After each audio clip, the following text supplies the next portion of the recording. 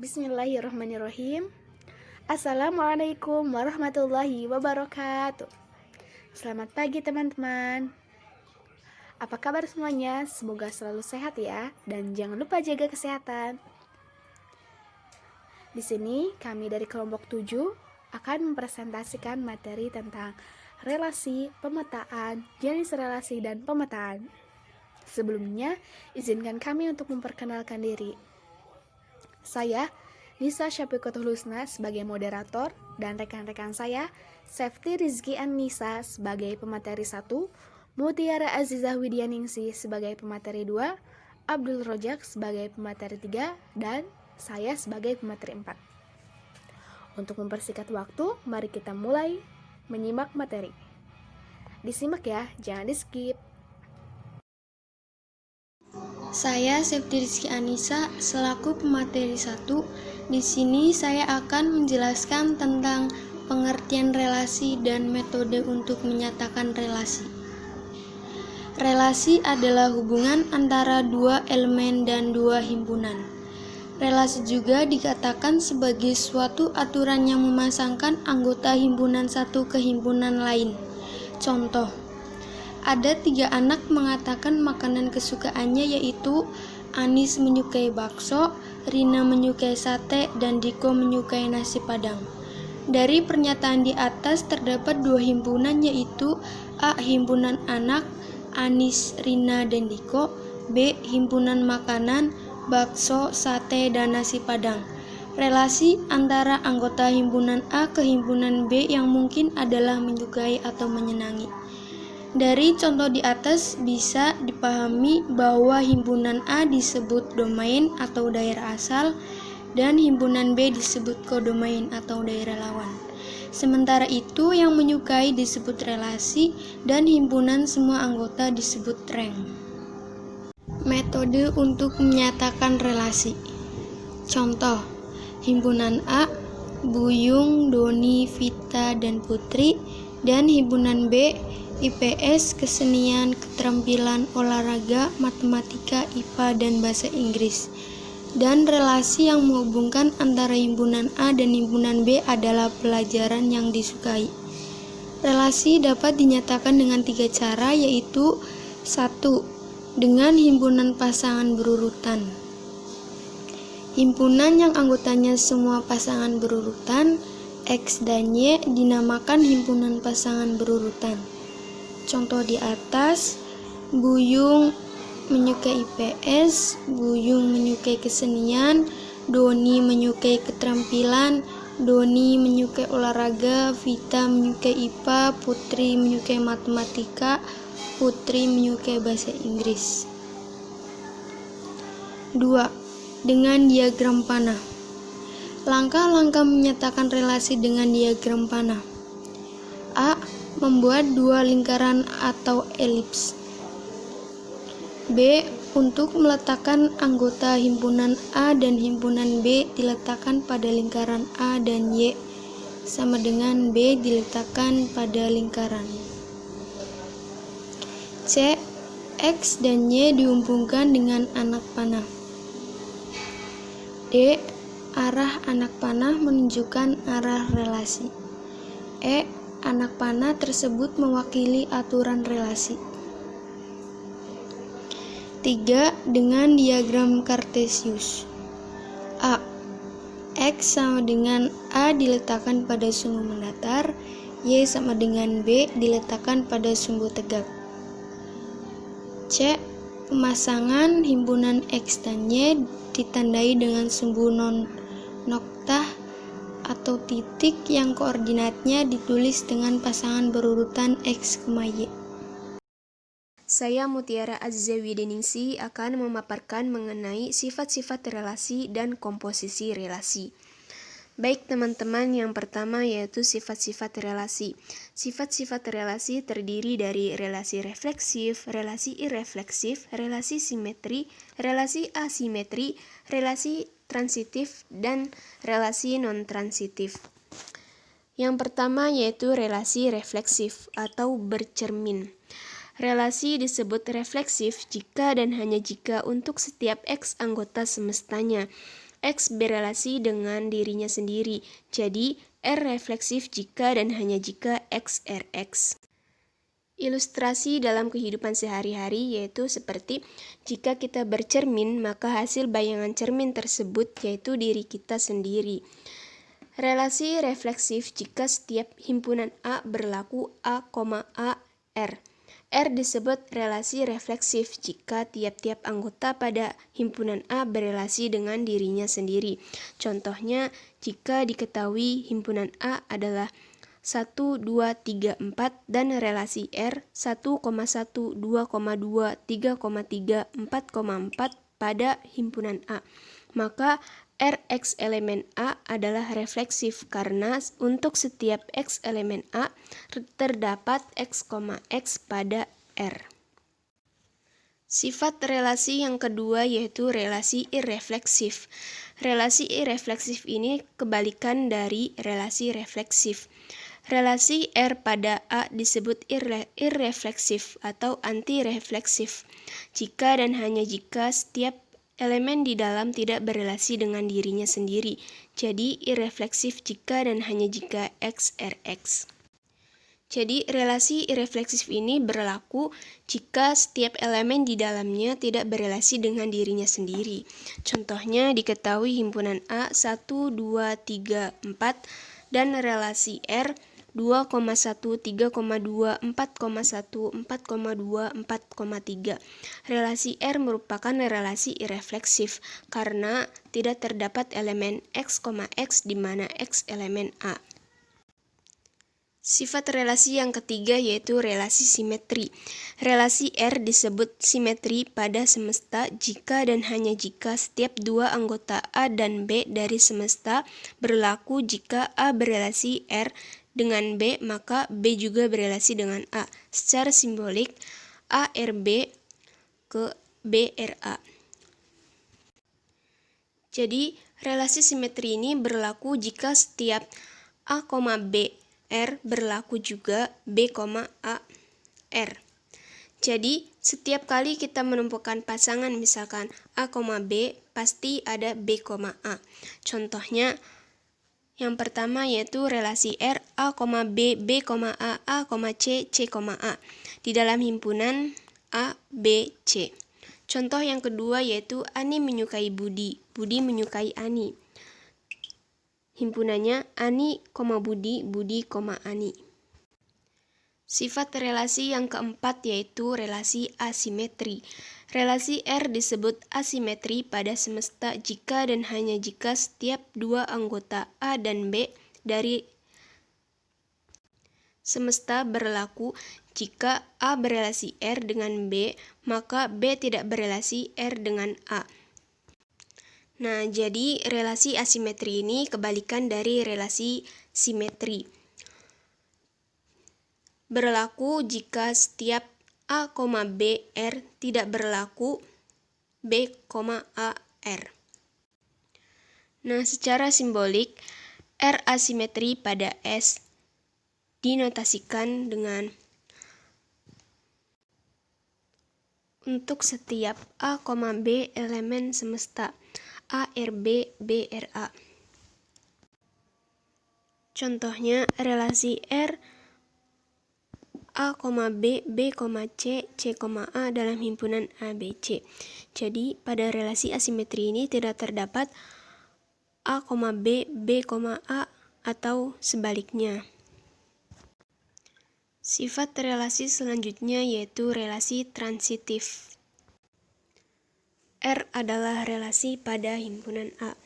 R disebut relasi transitif pada A jika dan hanya jika setiap tiga anggota himpunan A, B, C elemen A, jika A, B elemen R dan B, C elemen R, maka A, C elemen R. Setiap anggota A, B, C dari himpunan A, jika A berelasi dengan B, B dan B berelasi dengan C, maka A berelasi dengan C. Jadi, relasi transitif ini berlaku jika A berelasi dengan B, B berelasi dengan C, maka A berelasi dengan C. Contohnya dalam himpunan A, B, C. didapat relasi R, A, B, B, C, dan A, C. Sifat selanjutnya yaitu relasi non-transitif. R adalah relasi pada A. R disebut relasi non-transitif pada A jika dan hanya jika ada 3 anggota himpunan A, B, C elemen himpunan A, sedemikian sehingga A, B elemen R dan B, C elemen R dan A, C bukan elemen R, atau ada 3 anggota A, B, C dari himpunan A sedemikian hingga A berelasi dengan B dan B berelasi dengan C dan A tidak berelasi dengan C. Jadi, relasi non-transitif ini kebalikan dari relasi transitif. Hampir sama dengan relasi transitif, namun bedanya di relasi non-transitif ini A tidak berelasi dengan C, sehingga berlaku pada relasi non-transitif ini A berelasi dengan B, B berelasi dengan C, dan A tidak berelasi dengan C. Contohnya dalam himpunan 1, 2, 3, 4 didapat relasi 1,2, 2,3, 3,4. Baik, selanjutnya yaitu komposisi relasi. Misalkan, R adalah relasi dari himpunan A ke himpunan B. T adalah relasi dari himpunan B ke himpunan C. Komposisi R dan T dinotasikan dengan T bundaran R adalah relasi dari A ke C yang didefinisikan oleh T bundaran R adalah himpunan A, C di mana A elemen A, C elemen himpunan C, dan untuk suatu B elemen himpunan B, sehingga A, B elemen R dan B, C elemen S. Contoh komposisi relasi. Misalkan A adalah himpunan A, B, C, B adalah himpunan 2, 4, 6, 8, dan C adalah himpunan STU. Relasi dari A ke B didefinisikan oleh R adalah himpunan A, 2, A, 6, B, 4, C, 4, C, 6, C, 8. Sedangkan relasi dari B ke C didefinisikan oleh T, yaitu himpunan 2, U, 4, S, 4, T, 6, T, 8, U. Dapat disimpulkan, maka komposisi relasi T dan R dan T adalah T bundaran R adalah himpunan A, U, A, T, B, S, B, T, C, S, C, T, C, U. Baik, terima kasih. Sekian penjelasan pemaparan dari saya, kurang lebihnya mohon maaf. Baik, saya Abdul Rojak akan menjelaskan mengenai pengertian fungsi, komponen dalam fungsi, dan penulisan fungsi. Yang pertama, saya akan menjelaskan mengenai pengertian fungsi. Fungsi adalah bentuk khusus dari relasi. Sebuah relasi dikatakan fungsi jika X relasi Y untuk setiap X anggota A memiliki tepat satu pasangan Y anggota himpunan B. Jika F adalah fungsi dari himpunan A ke himpunan B, kita dapat menuliskan dalam bentuk F himpunan A ke himpunan B. Dan yang kedua, mengenai komponen dalam fungsi. Komponen fungsi meliputi 3 hal. Yang pertama yaitu domain, kedua kodomain, dan yang ketiga yaitu range. Kita ambil contoh. F adalah himpunan A ke himpunan B.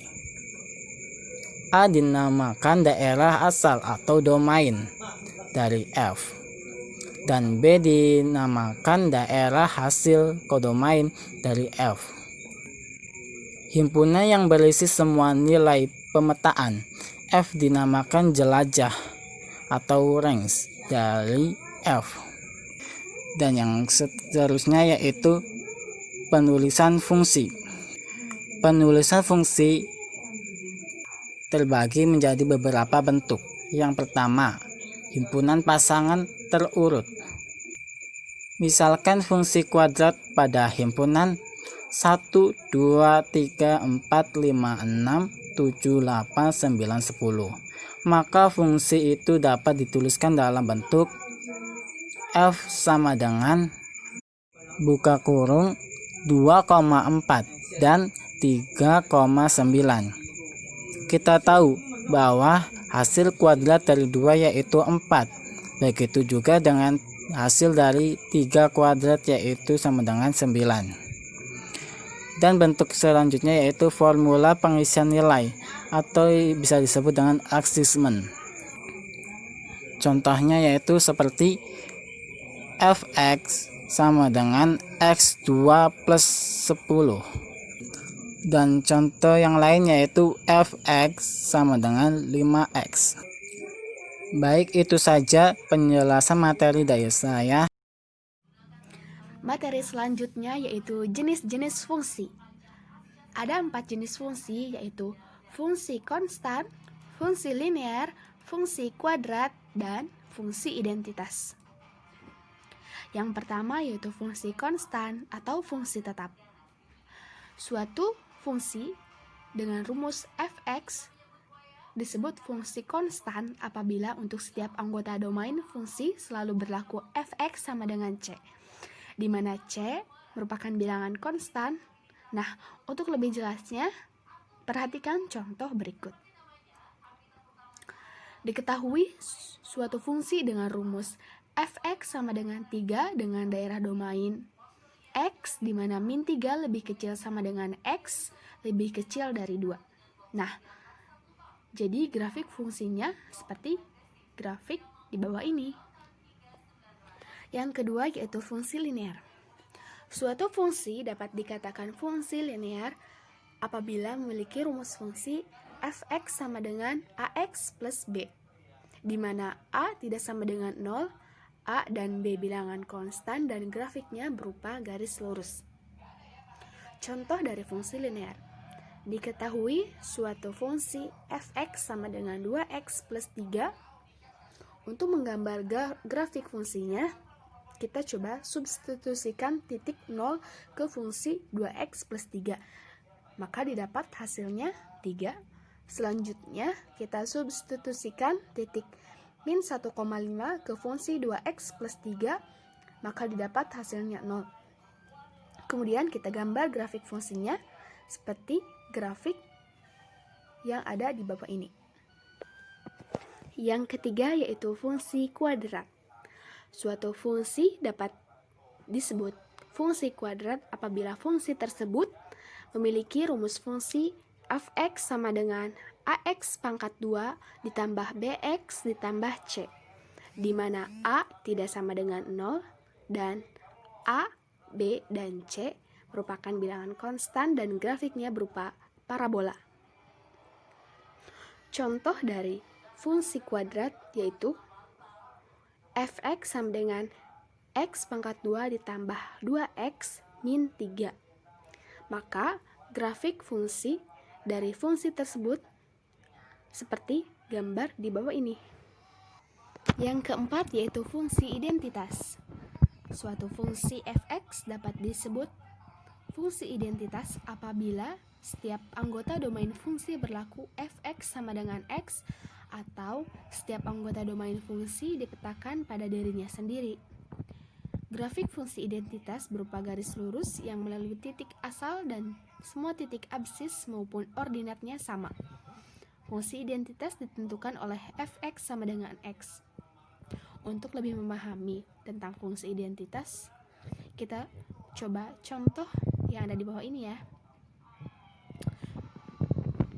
Fungsi pada R didefinisikan sebagai fx sama dengan x untuk setiap x-nya. Yang pertama kita mencari f-2, f0, f1, dan f3. Kemudian kita gambar grafiknya.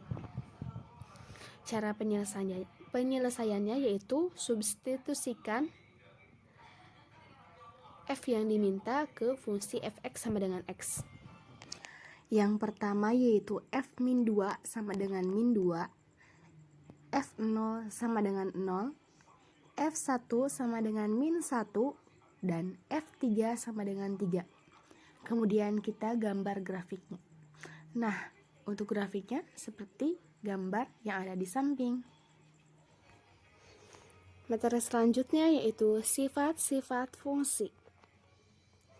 Sifat-sifat fungsi meliputi 1. Fungsi injektif atau fungsi satu-satu.